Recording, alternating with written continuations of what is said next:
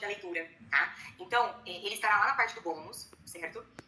Toda aquela parte sobre passaporte da leitura, gêneros textuais, estarão lá na parte do bônus. Então, hoje eu vou falar sobre o passaporte da leitura, tá bom? Que é um projeto que eu já trabalhei em sala, estou ainda trabalhando em sala, então eu gostaria de passar a vocês como que é a minha vivência, tá bom? Então, vamos lá.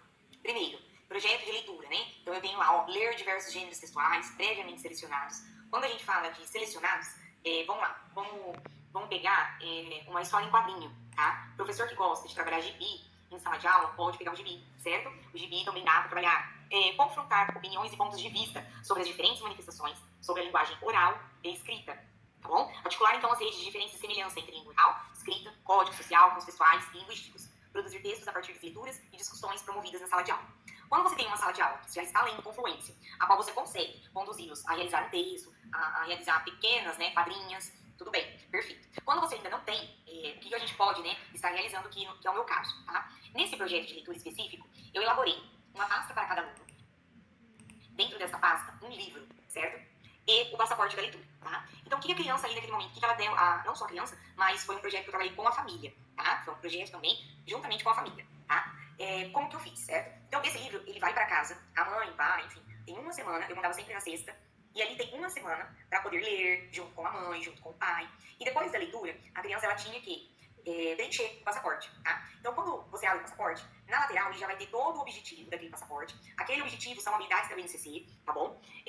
O objetivo do passaporte, certo? No centro, a criança ela vai ter que fazer o desenho dela e preencher informações, tá bom? E do lado direito do passaporte, tem 5 colunas, a qual você vai poder ali colocar o nome do autor, editora, a data que você iniciou o livro, certo? E o nome do livro, tá bom? O que acontece? Ali, eu deixei 5 lacunas, porque eu precisava, no caso, né, criar uma meta para minha sala, porque os meus alunos não têm o hábito de ler em casa com os pais. Por isso que eu criei esse projeto, tá? Então ali, essa meta, a minha turma tinha que ler 5 livros, tá? Em um determinado tempo ali que eu coloquei, no caso foram 2 meses, tá? Ainda tinha uns feriados ali no meio que acabou me atrapalhando, mas deu certo, tá? Então ali, esse preenchimento, porque é algo demorado, né? Você precisa procurar onde está o autor, onde está a editora, acaba tomando um tempo da sua aula. Então essa parte eu deixei para o pai e para a mãe realizar em casa junto com a criança. Tudo bem, essa era a primeira etapa, tá? A segunda etapa era, na semana que a criança, no caso, ela levava na sexta e tinha que me trazer na próxima sexta. Na sexta, ela traz o livro, eu já vejo certinho se tá tudo ok, e eu dou a ficha de leitura, que é a mesma ficha de leitura que eu trabalhei com o sulfone, tá? Eu não imprimi ela em uma folha nova, uma folha 4, às vezes eu até diminui o tamanho para não ficar tão extenso. Aquela folha, eu conseguia fazer intervenção naquele momento se a criança realmente ela lê o livro, se os pais ajudarem, porque na ficha de leitura ela tinha que fazer todo o processo, porém sozinha. Então, aonde está o autor, aonde está a editora, o que você compreendeu sobre o livro, se você gostou, qual foi a parte que você mais gostou e uma representação de um desenho. Tudo isso ela tinha que realizar na sexta-feira. Então, o que acontece? Ali a criança ela já criava uma autonomia, ela tinha, no caso ali, vamos falar, ela tinha uma responsabilidade durante a semana, por quê? Porque ela já sabia que na sexta ia ter uma atividade do livro, e caso ela não tivesse lido esse livro, ela não ia conseguir realizar a atividade na sexta. Então, o que acontece? Ali a criança ela já cria uma responsabilidade. E eu já consigo despertar essa autonomia na criança. Então, o que acontece? Na sexta, as crianças chegavam já tudo certinho, com o passaporte preenchido, já com a historinha mais ou menos na cabeça, o que tinha acontecido na historinha, porque ali na aula ia ser realmente uma revisão do que ela já leu em casa.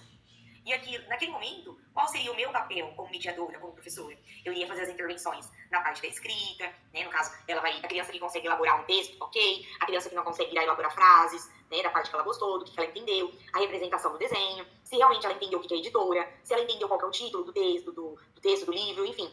Ali eu já consigo fazer uma intervenção.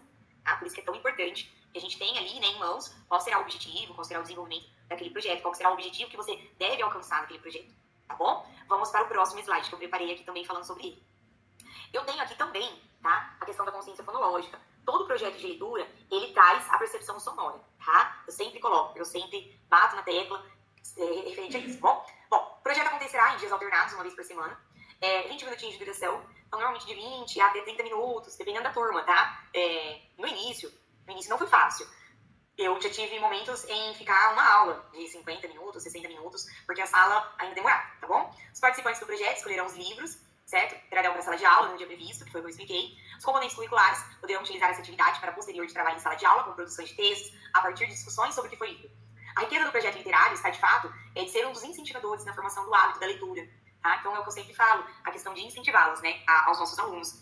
Quando a minha turma finalizou 5 livros como meta, né, é bem bacana que assim, quando teve uma criança que esqueceu o passaporte, e a outra já ficou preocupada, tia, mas a nossa meta e tal, porque eu sempre estou incentivando eles. E eu falei que assim que a turma conseguisse, que ia ter uma premiação na sala, certo? Então, é uma premiação, um lápis, é algo assim, sabe? Um bis, uma caixa de bombom, enfim, algo que você consiga levar para a sala de aula, né? Algo que você já faz, eu tenho toda certeza disso, tá? Que vai ajudar e muito. Vamos lá. Um dos principais objetivos é o de valorizar a literatura para que seja um veículo de prazer, né? De cultura. Quando eu falo da leitura e fruição, né? Que seja prazeroso, que seja uma leitura prazerosa, isso é muito importante.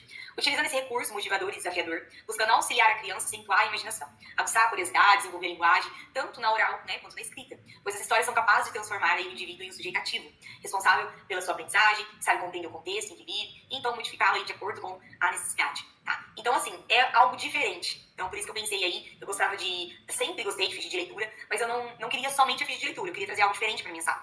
E foi que eu demorei acho que 2 semanas, porque toda vez que eu ia colocar o projeto em mão, eu falava assim, mas tá faltando tal coisa, até que saiu, deu certo o passaporte da leitura, e tem os 10 mandamentos lá do aluno, que é bem bacana, dá pra ler em sala, eu fiz a leitura em sala de aula. Então, assim, hoje eles já conseguem, hoje eles já vão lá na biblioteca, já escolhe o seu livro, certo? Para poder preencher. E depois que finalizamos, depois que conseguimos, eu levei, né, os passaportes para coordenação, para direção, pedi para carimbar, pedi para eles listarem, pedi para ir na minha sala para poder incentivá-los, para poder parabenizá-los, que foi uma conquista deles. Porque 5 livros em 2 meses, né, tudo bem, é pouco, né, poderia ter sido mais, ok, mas nós sabemos a nossa realidade. Nós temos crianças que não têm a leitura diária, né? O pai e a mãe não sentam para ler, não sentam para contar uma história. Então, trazer algo, né, um projeto diferente, vai motivar a criança, ela vai ter ali, ela vai buscar algo sempre para poder ela conseguir ter uma leitura de fruição. Então, as histórias, elas são capazes de transformar o indivíduo.